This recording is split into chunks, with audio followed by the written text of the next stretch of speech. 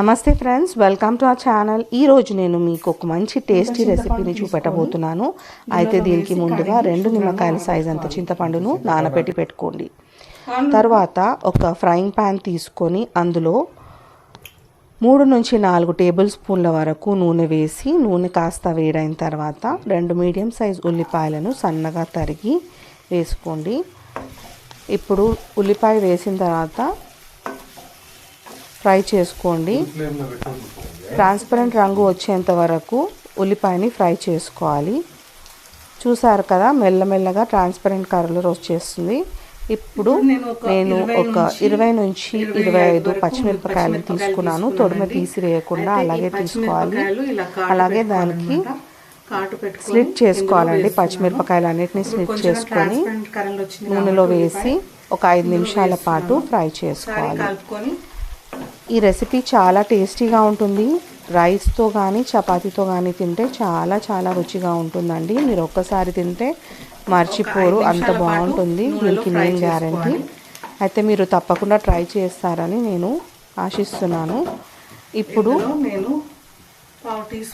Fry అయిన తర్వాత 1/2 tea spoon వరకు పసుపు, అలాగే 2 టీ స్పూన్ల అల్లం వెల్లుల్లి పేస్ట్ ఇందులో వేసుకొని ఒకసారి కలుపుకోండి.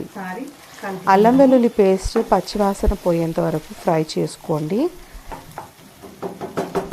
ఇప్పుడు ఇందులో రుచికి తగినంత ఉప్పు వేసుకోండి. అలాగే నేను 2 టీ స్పూన్ల కారం పొడి వేస్తున్నాను. ఎక్కువగా కారం వేయకండి, ఎందుకంటే ఆల్రెడీ మనం పచ్చిమిరపకాయలు వేసాం కాబట్టి కారం సరిపోతుంది. ఇప్పుడు నెక్స్ట్ ఇందులో నేను 4 టీ స్పూన్ల ఎండు కొబ్బరి పొడి వేస్తున్నానండి. పచ్చి కొబ్బరి వాడద్దు, ఎండు కొబ్బరి పొడి టేస్ట్గా ఉంటుంది. ఎండు కొబ్బరి పొడి వేసిన తర్వాత 2 టీ స్పూన్ల నువ్వుల పొడి వేసుకోండి. అలాగే 2 టీ స్పూన్ల ధనియాల పౌడర్ కూడా ఇందులో వేసుకోండి. ధనియాల పొడి వేసిన తర్వాత 1 టీ స్పూన్ జీలకర్ర పొడి కూడా ఇందులో వేసి ఒకసారి బాగా కలుపుకోండి. కలిపిన తర్వాత ఇప్పుడు కలిపేటప్పుడు మీరు ఒకటి గుర్తుపెట్టుకోవాలండి, తప్పకుండా స్టవ్ని లో ఫ్లేమ్లోనే పెట్టుకోవాలి, లేకపోతే మసాలా అడుగంటుతుంది. ఇప్పుడు కొద్దిగా వాటర్ యాడ్ చేసుకుంటూ మసాలాని అంతా ఈవెన్గా మిక్స్ చేసుకోండి. మసాలా అంతా బాగా మిక్స్ అయిన తర్వాత ఇంకొన్ని నీళ్ళు యాడ్ చేసుకొని ఇందులో ఒకసారి కలుపుకోండి. కలిపిన తర్వాత మూత పెట్టేసి 10 నిమిషాల పాటు ఉడకనిద్దాము. మసాలా మంచిగా ఉడికిపోతుంది. ఇప్పుడు నూనె పైనకి తేరింది కదండి. ఇప్పుడు మనం ఏం చేద్దామంటే, మనం నానబెట్టి పెట్టుకున్న చింతపండు గుజ్జును పల్చగా పిండుకోండి. ఎక్కువ చిక్కగా తీసుకోవద్దు, కొంచెం పల్చగానే తీసుకుంటే బాగుంటుంది. అయితే నేనైతే పల్చగా తీసి ఇందులో చింతపండు రసాన్ని వేసాను. ఇందులో చింతపండు ఇలా ఈ కన్సిస్టెన్సీలో ఉంటే సరిపోతుంది. ఇప్పుడు ఇది వేసిన తర్వాత మళ్ళీ ఒకసారి కలుపుకొని మూత పెట్టి ఒక 15 నుంచి 20 నిమిషాల పాటు ఉడకనిద్దాము.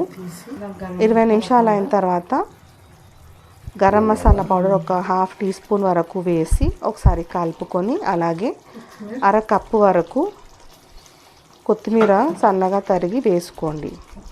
ఇప్పుడు ఇది అంతా వేసిన తర్వాత ఒకసారి మళ్ళీ కలుపుకొని స్టవ్ ఆఫ్ చేసుకొని పెట్టుకుంటే అంతేనండి, ఎంతో టేస్టీగా ఉండే మసాలా మిర్చి కర్రీ రెడీ అయిపోయినట్టే. ఇది బిర్యానీకి కానీ, బగారా రైస్కి కానీ, జీరా రైస్కి కానీ చాలా బాగుంటుంది కాంబినేషన్. మీరు దీంతో తింటే టేస్ట్ మర్చిపోరు, అసలే మర్చిపోరు. నేను దీనికి గ్యారంటీ. రైస్తో కానీ చపాతీతో కానీ తింటే చాలా టేస్టీగా ఉంటుంది. మీకు మా రెసిపీ నచ్చినట్లయితే లైక్ చేయండి, షేర్ చేయండి. మా ఛానల్ని సబ్స్క్రైబ్ చేసుకోవడం మర్చిపోకండి. Thank you for watching.